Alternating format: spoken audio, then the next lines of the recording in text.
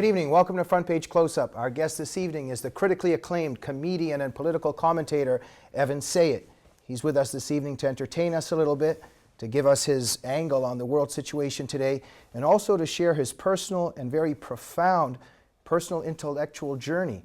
It involves the odyssey into the heart of the leftist political faith, and then ultimately an escape from it.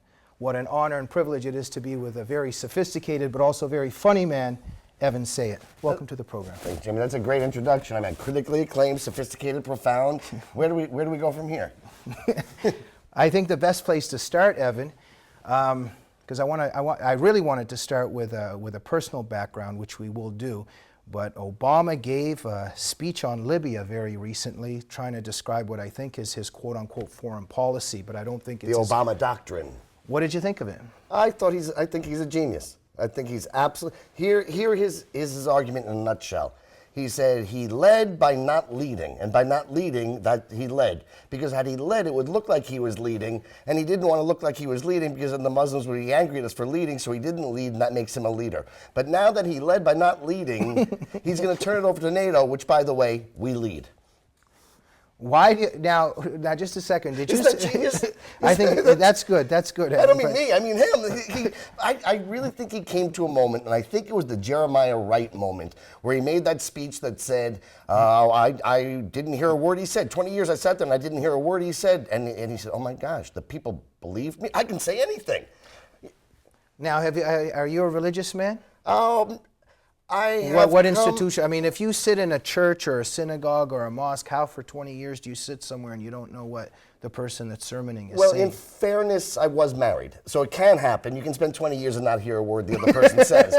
But as far as I didn't call the woman my spiritual advisor. Evan, there was some demonstrators lately where they're stomping on effigies of Obama in the Muslim world. What is your take on that? Oh, gee whiz. I'm a little nervous, and you know I'm nervous about this joke, because I want to advise the president not to be too upset about Muslims stomping on an effigy of him, because after all, you know, family is always the harshest critic. All right, that's the end of my career. Thank you so much. Okay, Evan. Evan, before we proceed, I want to start a little bit with your background, because even by the way that you're speaking right now, it is very obvious that you're not part of the leftist political faith. But at one time you were. You once told me that at one time you were a brain-dead liberal. How did you come to being, let's say, a leftist, and how did you leave it? I mean, you gave a fascinating speech to the Heritage Foundation several years ago, and you call yourself a 913 Republican. I find that very interesting. Sorry with the loaded question. Give us your background. No, first of all, just for clarity, I was never a leftist, in that would have taken too much effort, knowledge, and I was what liberals were where I grew up. I was a New York City liberal Jew, which meant I knew nothing.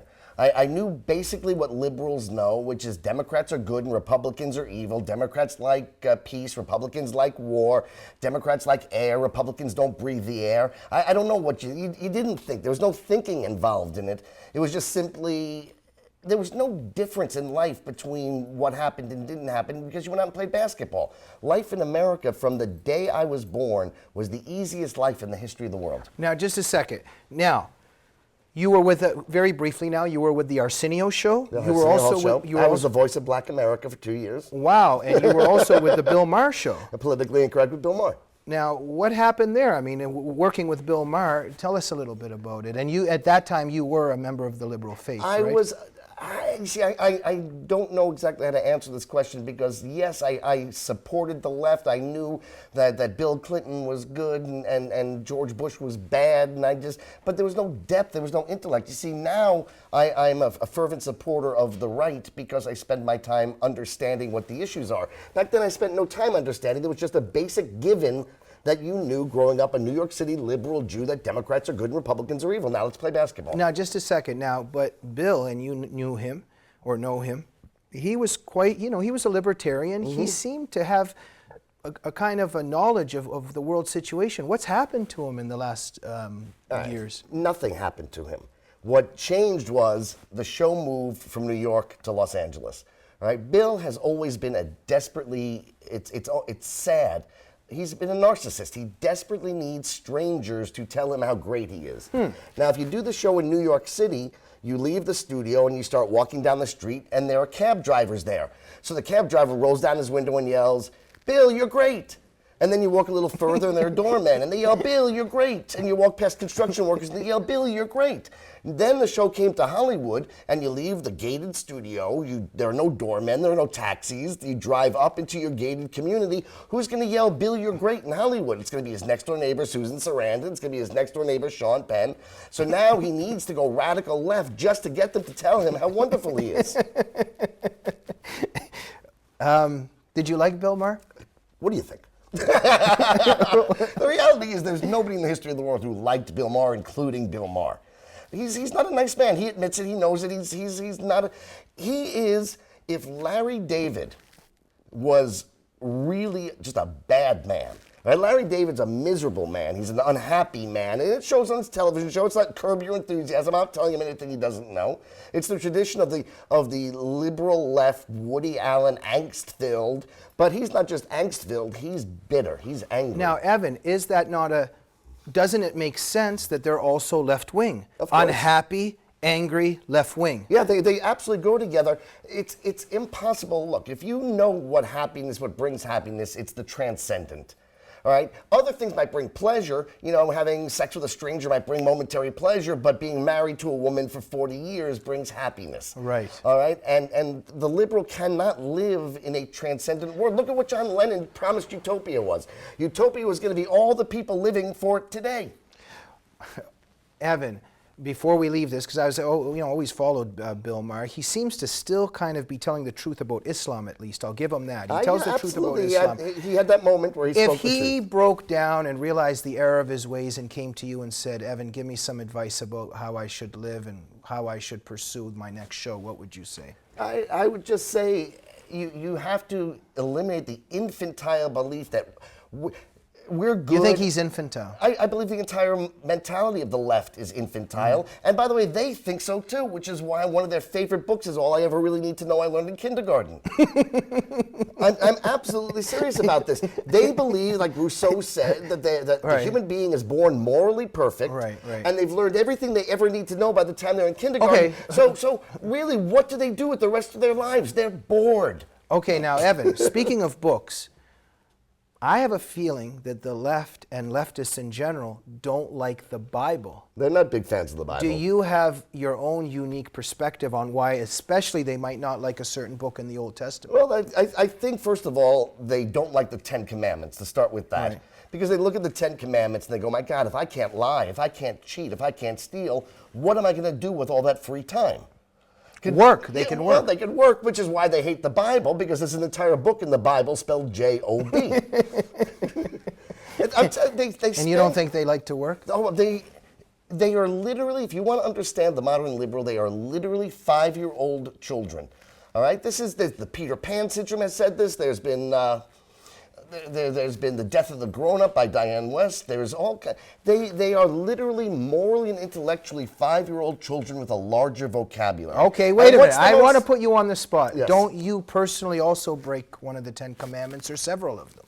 Or have you ever? Have I ever? I absolutely did when I was a liberal. But you don't make your crime your culture. I think that's the difference, Well, right? I also recognize, look, there are hypocrites on all sides. Right. The difference between the hypocrite on the right and the hypocrite on the left is the hypocrite on the right believes that what he espouses is an ideal, and then he falls short of it. Yeah, there's no shame or a mea culpa on the left. Because right? there's no standard on the left. They're not sorry for They anything. don't. They're not hypocrites because, like, when Al Gore flies around the world in private jets polluting, it's not because he broke down under human weakness like you might if you have sex outside of marriage. It's because he doesn't give a damn about the environment. It's a fig leaf for his leftist agenda. Evan, many people who have left the liberal community or the leftist community paid a big price. You're usually excommunicated. You're slandered. You can't. They kick you out.